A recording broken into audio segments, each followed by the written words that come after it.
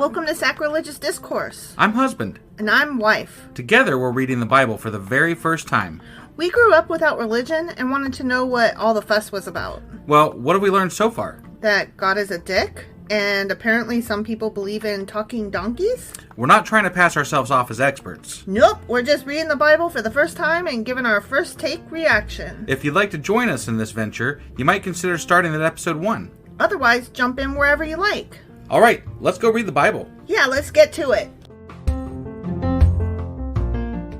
Husband! Wife! Do you know where the hell we are and what we're doing and what happened? Well, we just got done reading Isaiah chapter 45. We did. And in that chapter, I believe God flattened a mountain and he cut through some iron, even though he used to be allergic to it. Mm-hmm. And he made buddy with good old Cyrus over there. Yeah, he choosed 200 years before Cyrus came around. Yeah, it's crazy how that happened. It was magic. And they called it ahead of time by 200 years. That's weird. It's almost like they wrote it 200 years later and then stuck it back into the book. That's what I said. Yeah. Mm-hmm. Mm-hmm. So. Yeah. But anyway, that was Isaiah chapter 45. Sure as fuck was. Which means that today we're going to be getting into Isaiah chapter 46. All right, let's do this. Okie dokie.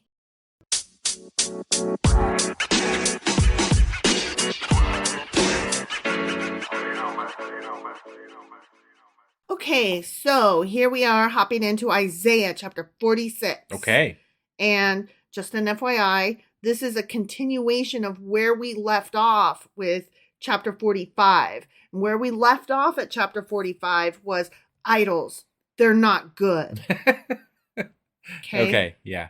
You have to build them and they're bad. We've known this for quite a while. Mm-hmm, mm-hmm. It's not like they haven't covered this, like the entire fucking Bible so right, far. but this is Isaiah's take on it. Sure. Okay, sure. This is him telling us the what. But it's like, it feels like they've tried to take care of these fucking things over and over and over again. They're always killing all the idols. Right. And then the idols just, they fuck like bunnies. Apparently. Mm-hmm. Like, it just keeps popping up as a problem. It does. Yeah. Okay, so this starts off, Bel bows down, Nebo stoops low. Their idols are borne by beasts of burden. Now, those guys that I mentioned, Bel and Nebo, Yeah. they're gods. They're not Disney characters. They're not. Okay. All right. And I was thinking that we probably should learn more about them in our Q&A this Saturday. I think that's, yeah. Okay. Sure. But just suffice it to be said for the moment, those are Babylonian and Assyrian gods. It's interesting that, a god that wants to be the only god is literally calling out other gods by name in his book. Yes, but he's calling out the idols thereof. Sure. He's like, y'all keep worshiping the idols of these guys who don't exist.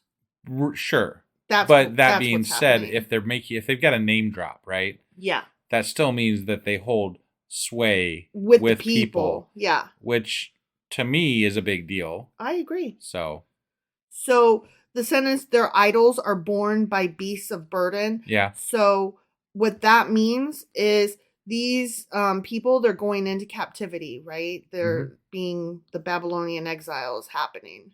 Okay. Sure. Or going to be happening or whatever. Right. Okay. Right. Yeah. And they're actually carrying physically their idols with them into the captivity.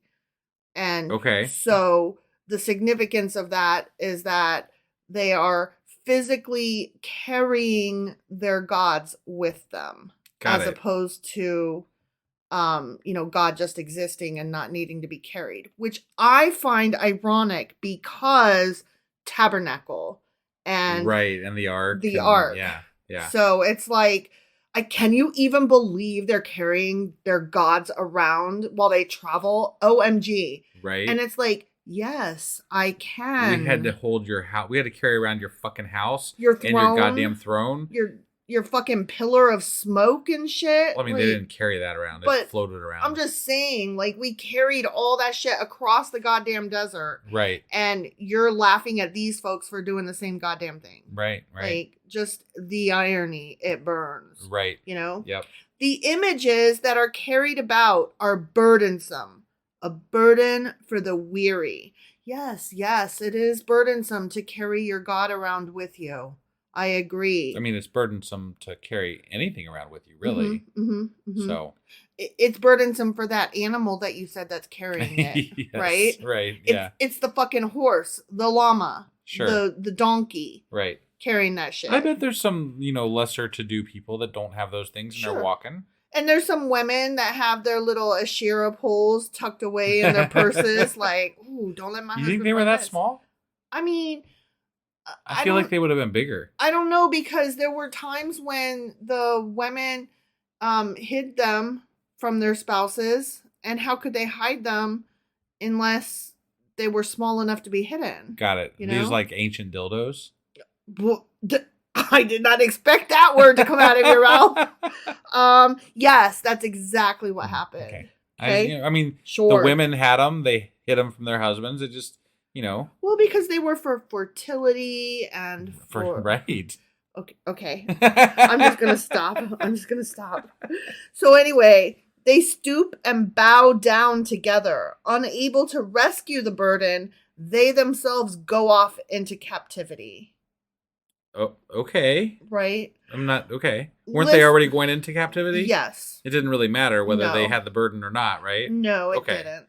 I was just double checking. Okay, now we got some quotes. Ready? Sure, yeah. Listen to me, you descendants of Jacob, all the remnant of the people of Israel, you whom I have upheld since your damn birth and have carried since you were fucking born, even to your old age and gray hairs. I am he who will sustain ya. I have made you, and I will carry you. I will sustain you, and I will rescue you. Okay? Okay. So he's like, fuck, man. I mean, he says that, but again, he goes through moods, Yeah. He's like, I'll totally save you, except that I literally am calling you a remnant because I didn't save all of you. Right. Yeah. Right? Like, that's kind of defeats the whole thing that's happening. Yeah. So. With whom will you compare me or count me equal? To whom will you liken me that we may be compared? Well, I mean, based on the fact that they're carrying these other gods, I'm assuming they're comparing them to you. Those is who they are comparing them to. All of the gods. Right, all of them. Yeah. You are one of many. You're in that mix, maybe. Yep, kind of. Sure. Some pour out gold from their bags and weigh out silver on the scales. They hire a goldsmith to make it into a god, and they bow down and worship it. They lift it to their shoulders and carry it. They set it up in its place, and there it stands. Okay. From that spot, it cannot move. I mean, they moved it. Mm-hmm. They're carrying it. That's how it got there. Right. I mean, I'm just saying. And again, this is so pot calling kettle black, Right. Like you don't get to complain about somebody else's religion and their practices if you literally had them practice and do the exact same thing. Right. Right. That's bullshit. I mean, he didn't have them create idols of him, but I mean, didn't he? Isn't that what the fucking tabernacle was? Okay, they did. He literally gave them instructions on how to build the house of him. Right. How is that not an idol? It's the biggest idol. It's the idol of idols. They had to carry him around in their little fucking treasure chest. Sure. Yeah. Even though someone cries out to it, it cannot answer. It cannot save them from their troubles. Maybe because if it did, their faces would melt. Similar to, like, I don't know, the fucking ark. Well, sure. Right? But I mean, I was going to say that, that people cry out to God and he doesn't answer them. Right. He answers some random fucking dude, and that dude's supposed to relay the message to everybody else. And, right. Like, how is not getting the message from Yahweh any different than not getting the message from any other fucking god? Right. Like, or idol. I didn't get the message from, and then fill in the blank. Right. Right? Yeah. Like, this is a fucking Mad Lib. Remember this. Keep it in mind. Take it to heart, you rebels. I love that. You rebels. Remember the former things, those of long ago. I, excuse you, am God. Okay? I am God. Okay. And there is no other. Humph. I am God, and there is none like me. And if I say it loud enough and often enough, you might believe it. I guess, but he's not really even saying it. He's no, I know. Saying it to apparently Isaiah, right. Which even that is debatable. Yeah. This is not Isaiah. This is Deutero Isaiah. This is somebody else in Isaiah's name, Isaiah. Right. I make known the end from the beginning, from ancient times, what is still to come. I say, my purpose will stand, and I will do all that I please. He's going to do all that he please. Okay. Yeah. Oh. From the east, I summon a bird of prey. That's Cyrus. That's a reference to Cyrus. Right. From a far off land, a man to fulfill my purpose. Cyrus. Oh, okay. What I have said, that I will bring about. What I have planned, that I will do. Listen to me, you stubborn-hearted. You who are now far from my righteousness.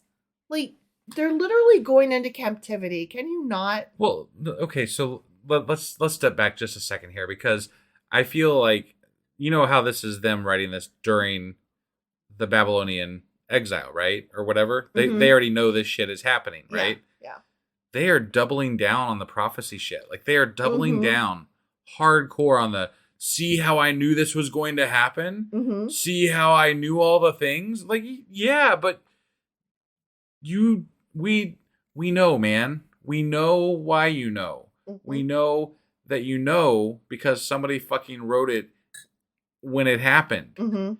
And then they tried to pretend like it was some sort of a fucking prophecy because they thought they could pass one over on everybody. Right. Because they didn't know that studying writing styles would ever be a thing. Right. Yeah. Well, and most people were illiterate back then. Sure. Like, you could decide to create something and pass it off as, you know, part of the thing that's always been there, because there's not a lot of people to go back and say, nah, that wasn't there. Yeah, exactly. Or how would they argue? They can't even fucking read. Right. So. Right. Exactly. I, continues God, according to Deutero Isaiah. Right. I am bringing my righteousness near. It is not far away. And my salvation will not be delayed. I will grant salvation to Zion, my splendor to Israel, the end.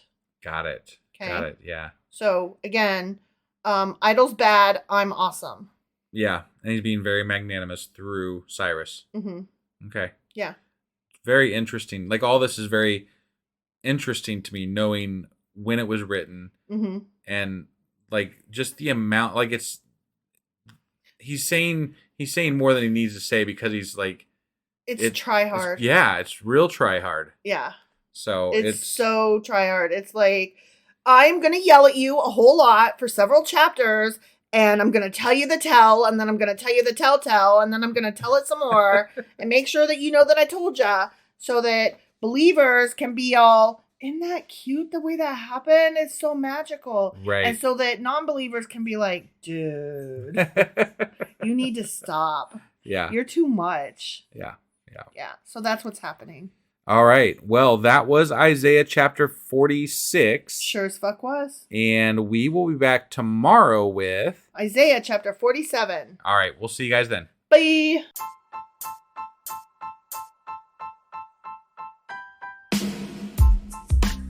Hey, wife. I guess that's the end? But husband, that's just sad. It doesn't have to be. We are on lots of social media platforms like Twitter. Our handle there is sacrilegious_D. For D's nuts. Oh my God. Stop doing that. Anyway, we're also on Facebook, Instagram, and Pinterest. There's a link to all of our social media sites at our website. Ooh, we have a website? Yeah, it's sacrilegiousdiscourse.com, where you can also find a link to our merch shop. We have a merch shop? Yep. We have podcast-themed clothing, mugs, notebooks, and more, as well as an atheist and science-themed products. Wow, our fans should really go check that out right now. Definitely. They can get in touch with us by sending an email to sacrilegiousdiscourse@gmail.com. But before they do that, we could really use some help. Oh yeah? With what? Well, it's not free running the podcast, and we need some financial support in order to get better equipment, which will free up time so we can concentrate on our podcast and our fans. Okay, so what should they do? Head over to patreon.com/sacrilegiousdiscourse and sign up as a contributor on our podcast. Supporters there receive additional bi-weekly episodes that we record just for our Patreon members for as little as $2 a month. Also, we'd really appreciate it if you would like and subscribe on whatever platform you're using. And Apple Podcast reviews help us out tremendously. Like and subscribe. Leave an Apple review. Join us on Twitter. Support us on Patreon. That's a lot of instructions. Don't forget to say thanks. Thanks. Okay, bye.